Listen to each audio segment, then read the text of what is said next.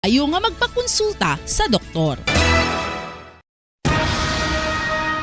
Ang pagpanipilyo ang isa sa mga pinaka-importante nga tikang. Agod mamintinar ang matinlo nga hygiene sa isa ka persona. Apang makapilabala ka beses ini ginahimo sa isa ka adlaw.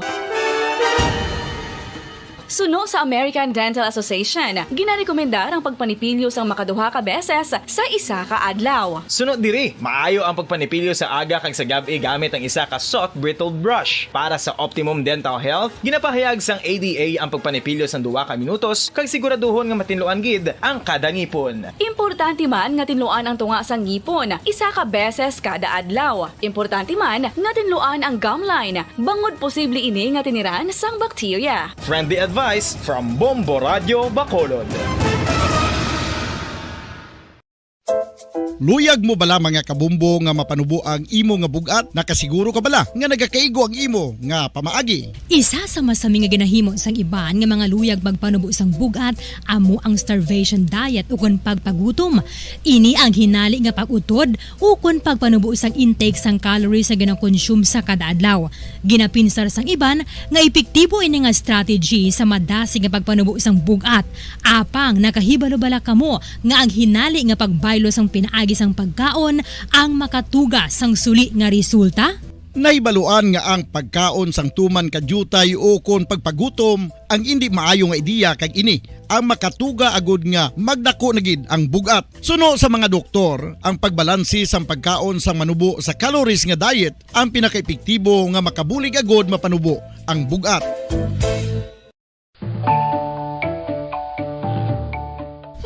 Kabumbo, paborito mo man bala ang tambo? Aton hibaluon kung paano ang nutrisyon nga aton makuha sa paborito naton nga tambo. Ang tambo o kon ang bamboo shoot ang manggaranon sa dietary fiber, manubo ang calories kag puno sang essential nutrients. Suno sa pagtuon sang comprehensive reviews in food science and food safety, ang tambo ang bugana sa protina, carbohydrates, amino acids, minerals, fats, sugars, fibers kag inorganic salts. Santo sa pila ka research, ang phytosterols kag phytonutrients sa tambo ang ideal sa pagtunaw sang harmful LDL cholesterol sa lawas. Ang vitamins kag minerals sa tambo ang ideal man para sa pag-improve sang immune system. Ang antioxidants sa tambo ang importante man para sa pagpabaskog sa sulod kag gwa sang lawas. Santo naman sa research ng Journal of Ethnopharmacology, ang tambo ang mayara sang anti-inflammatory kag analgesic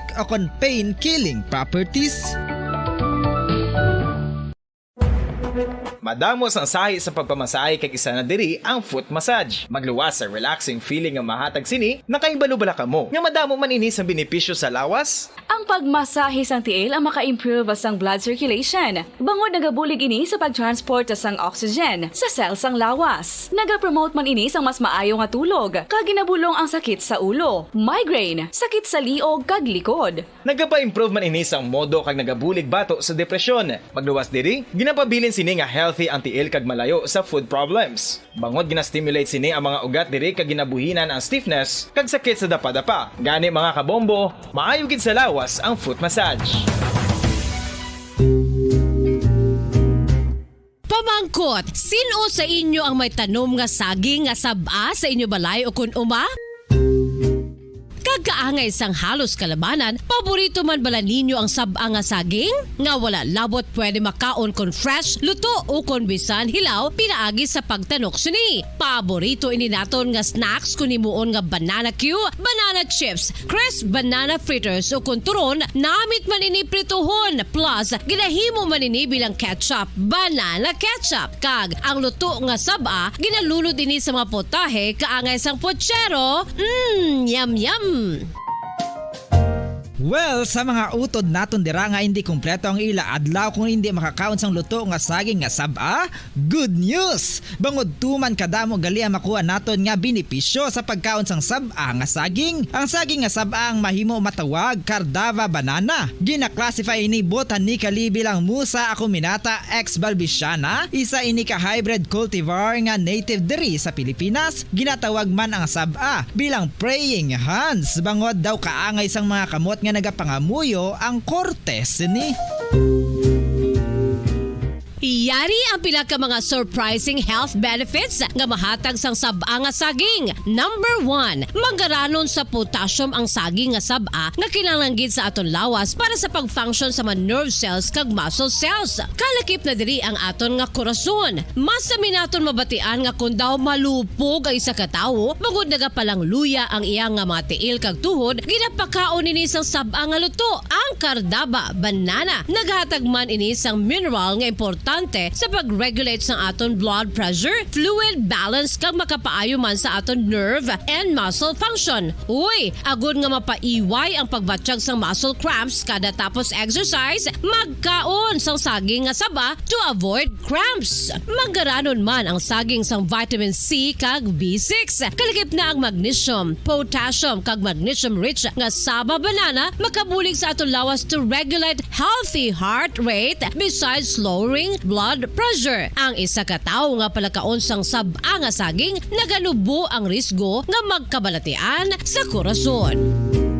Sa karon nga may pandemic, mapuslanon gid ang pagkaon sang sab-a nga saging bangod napamatud-an nga makapaboost ini sang immunity bangod sang ginaangkon nga high concentration sang vitamin C sa pagpamahaw kun aga upod ang pagkaon sang saging. Makapa-kickstart ini sa aton nga immune system kag makaamlig sa aton nga lawas batok sa mga infections, dala na ang pagpabakod sang antioxidant sa aton nga lawas. Gani wala labot sang apple, mahimo man mahambal. A banana a day keeps the doctor away and does your body a bunch of good.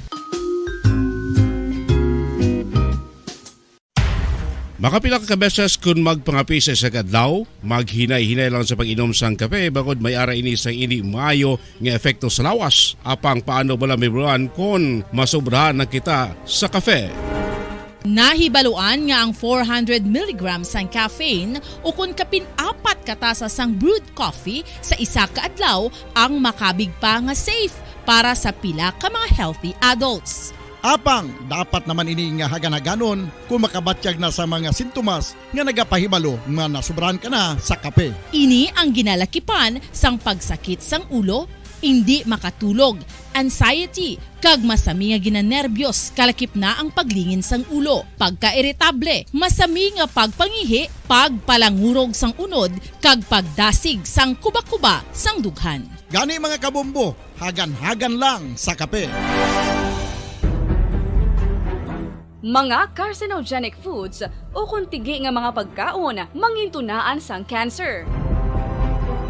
Nakahibalo bala kamo nga ang mga tigi o konsunog nga parte sang pagkaon kaangay sang barbecue kag inasal makabig nga carcinogenic o kon mangintunaan sang pagtubo sang cancer sa aton lawas. Kung naghambal kita carcinogen o kung carcinogenic, amoy ni ang substance, radionuclide o kung radiation nga nagapapromote sang carcinogenesis o kung pagporma sang cancer.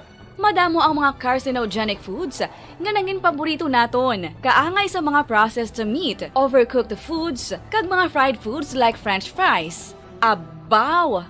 Ang paborito ta nga pork barbecue kag chicken inasal. Nga gina-request tagid nga well done ang pagluto o kung ginapatigi-tigi tagid. Makabig nga carcinogenic processed meat. Bacolod, Philippines Standard Time, 13 minutos sa kaligid sa takna ng alas 5 sa hapon. Mayong hapon mga kabombo, welcome sa pagpalagad sang Bombo News and Views Afternoon Edition. Karon nga daw sang Webes, Hunyo 16, tuig 2022.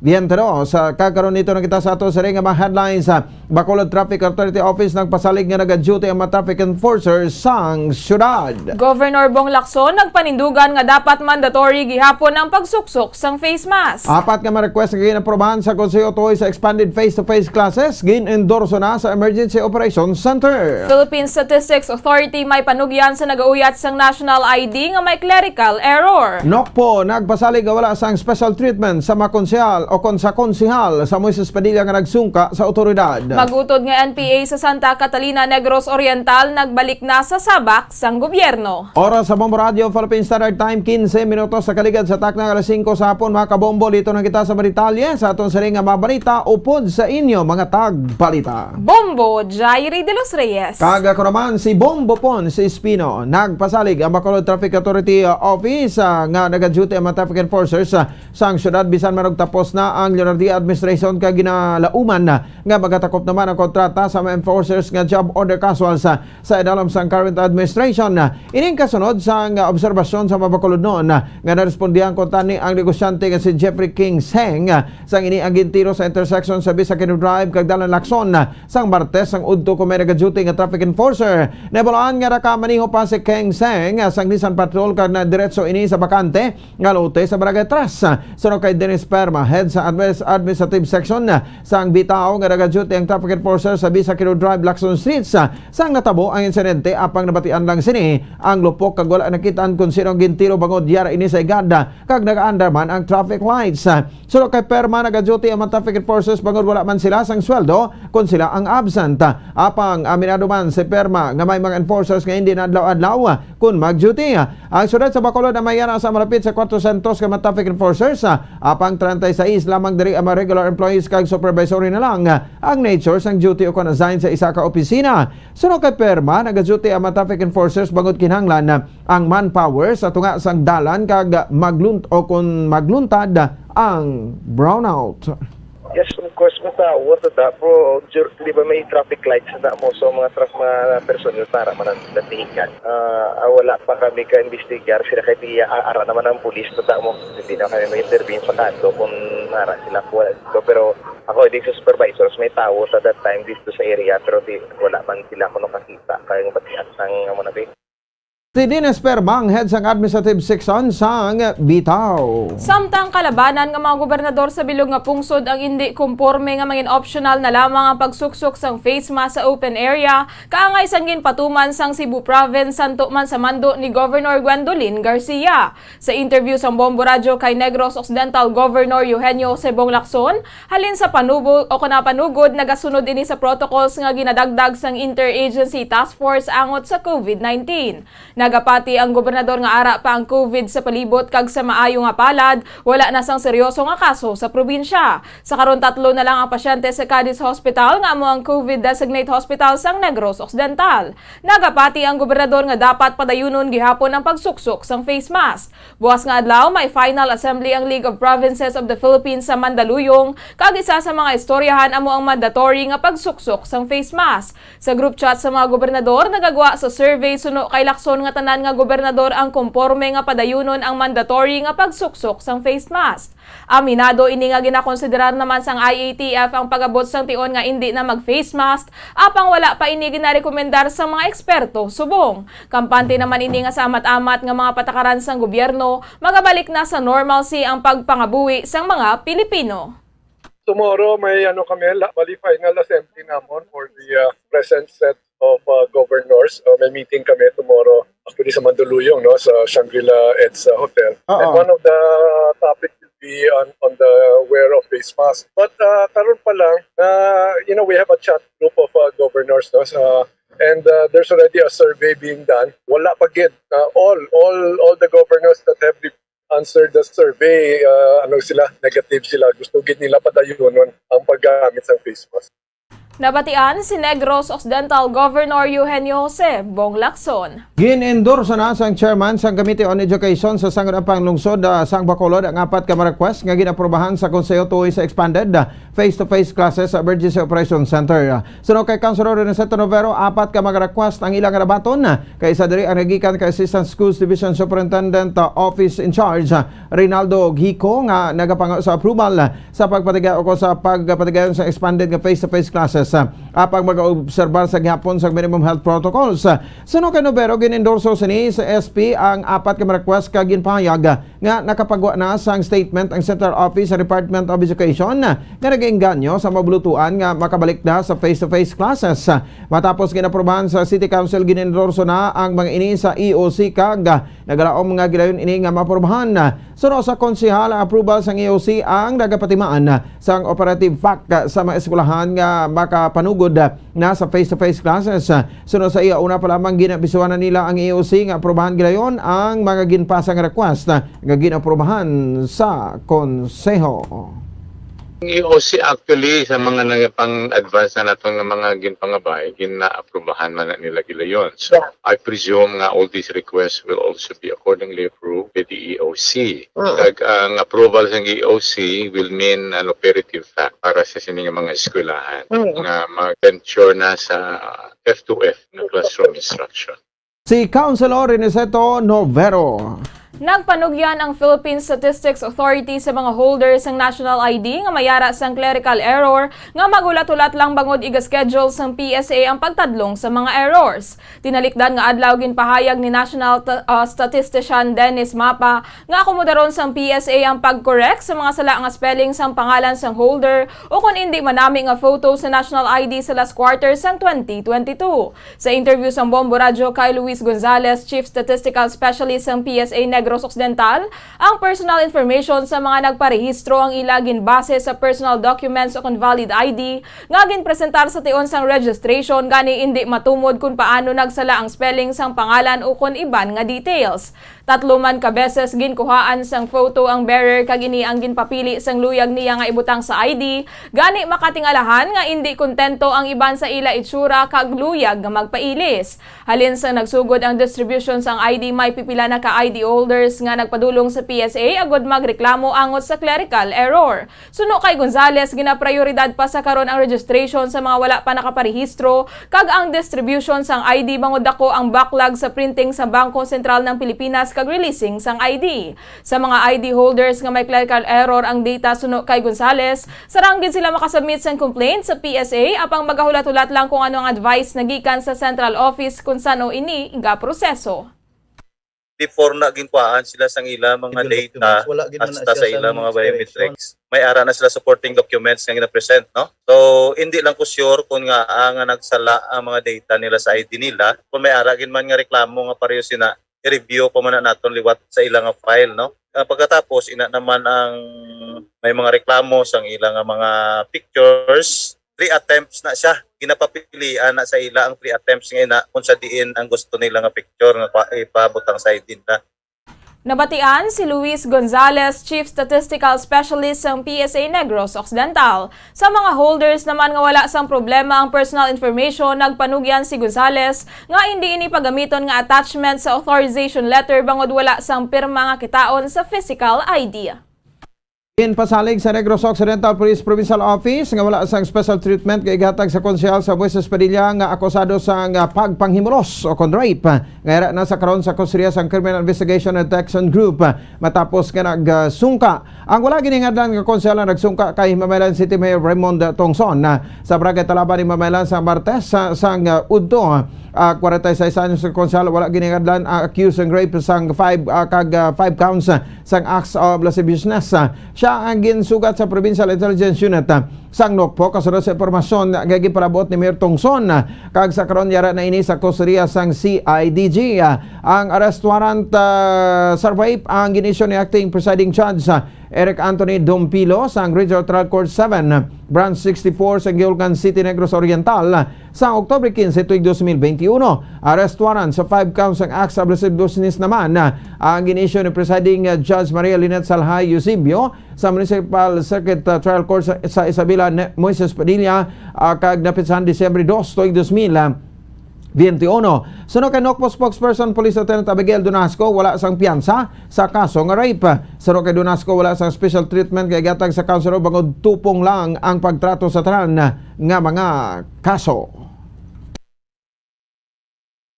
Duha ka mag-utod nga miyembro sang New People's Army ang nagsungka sa mga tropa sang gobyerno sa bulig sang 11th Infantry Battalion kag 705th Regional Mobile Force Company kag Santa Catalina Police Station.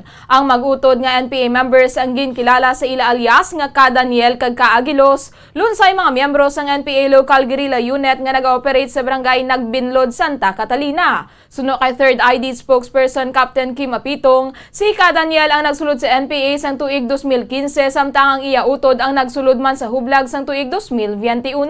Suno sa magutod na pilitan sila nga magbalik sa sabak sang gobyerno bangod sa extreme hunger o kon kagutom, kagkabudlayan sa kabukiran bangod hindi na sila suportado sa mga pumuluyo. Suno kay 11th IB Commander Lieutenant Colonel Roderick Salayo, magapadayon ang gobyerno sa pagbulig kag paghatag sang programa sa mga anay rebelde agod nga makarecover sa kabuhi tugas ang armed struggle. Madumduman nga sang Hunyo 11 may mag-asawa man nga nagsungka sa 11th IB kag sa kapulisan sa Santa Catalina Negros Oriental kag sila ang nag-reunite sa ila bata nga nag-edad sa isa ka tuig kag napulo ka bulan. Kanila pong reason kung bakit po sila nag-surrender ay dahil po nahihirapan na po sila sa loob. Okay. At sila po lagi nagugutom at nahihirapan. Accordingly, puro na lang po pangako yung NPA sa kanila. At ang sabi nila ay ang gobyerno ay masama. Pero nung sila po ay nag-surrender, napatunayan po nila na sila po ay nilagaan ng gobyerno. At yun nga po, inayos po yung kanilang pag-surrender. Nabatian si 3rd ID spokesperson Captain Kim Apitong. Anom na ang mga miyembro sa New People's Army nga nagbalik sa sabak sa gobyerno sa sulod sa malapit sa isa ka bulan. Sa interview sa Bombo Radio kay 3rd ID spokesperson Kim Okon Captain Kim Apitong na dugangan pa ang kabukusan nga nagsungka sa Paray kag Negros Salin sa Mayo 23 sa tubtob sa Hunyo 16 kag ang pinaka-leader amo ang mag-utod di nagsungka sa Kanta kon Santa Catalina Negros Oriental sa Martes ang udto. Sa panay nagsungka ang 21 anyos nga si alias Andrew kag 33 anyos nga si alias Samson. Sila may miyembro sa Squad 2 Baloy Platon Central Front sa Komiteng Rion Negros kag nagsungka sa 82nd Infantry Battalion sa Mayo 23. Bitbit sa may niyang isa ka caliber 38 revolver kag isa ka granada. Ginsundan nini sa mag-asawa nga alias Yago kag alias Yasi nga nagsungka diri sa Negros. Si Yago nag-edad sa 36 anyos kag 17 na katuig nga sa ublag samtang ang Yabisis ang nag-edad sa 23 anyos kag 5 na katuig nga sa hublag. Suro kay pitong una nagsulod sa NPA ang mister karag sunod si Yasi. Sila ang miyembro sa Southeast Front sa Komiteng Rion Negros, Cebu, Bohol, Siquijor nga dismantled na sa karon. Ang dismantling suno kay pitong ang ginalantaw nga rason sa amat-amat nga pagbalik sa marebelde sa sabak sang gobyerno. As of now, ma'am, meron po tayong dalawa sa 82nd IB sa Panay. Meron po tayong dalawa yung asawa po. At meron itong dalawa naman po na magkapatid po, ma'am. Total po, 6 po lahat, ma'am. Wala pa nga pong 1 month, ma'am. That's from May 23. Then wala pa pong June 23, kaya wala pa pong 1 month. Si Captain Kim Apitong, spokesperson sa 3rd Infantry Division. Ginpahayag sa isa ka witness sa ginbuhuan nga pader sang abandonado nga establishment sa 27 Aguinaldo Purok, Barracuda, Barangay Tuba, Bacolod City nga ang buho ang ginasudlan sa mga pamatanon agod magsuyop sang ginadumilian nga ilegal nga droga. Suno kay alias Bongbong ang abandonado nga establishment ang ginapanagiyahan sadto ni certain Mr. Garcia apang sa karon ginapanaguan na ini sa mga pamatanon kung sa diin kalabanan sa ila ang mga lalaki. Suno kay alias Bongbong sa tion nga magkaagahon madamo sa mga pamatanon ang nagapanigarilyo sa guwa sang abandonado nga building. Bantaon man sa mga ini nga wala na sang madamo nga tawo sa lugar kag magsulod sa ginhimo sang mga ini nga buho kag ginaaligar nga magsuyop sang ilegal nga droga. Suno pa diri mahimo nga may ginahimo pa ang mga ini nga indi amo pagkatapos gamit sang ilegal nga droga bangod may mga upod ang mga ini nga mga kababainhan. Apang ang nasambit nga lugar ang ginsulod na sa mga otoridad kag ginsunog ang mga nabilin nga mga gamit agod wala na ang mga ini sang balikan pa. Ang ginagawa nila kung magdulong ko kagahon sa pasayro ko, nga soke ko nga Manila. Damo din magyan ko din nga nag-parking mga tricycle, may mga motor kasi nulod di kang magsuluyot, di sulod. Motor sa tricycle? Oo. Mga pila ka tao, pinakadamo mga nakuhan, sir? Damo sila grupo-grupo na di ko naga. Wala ba na lalaki o may babae pa? May dalaman babae.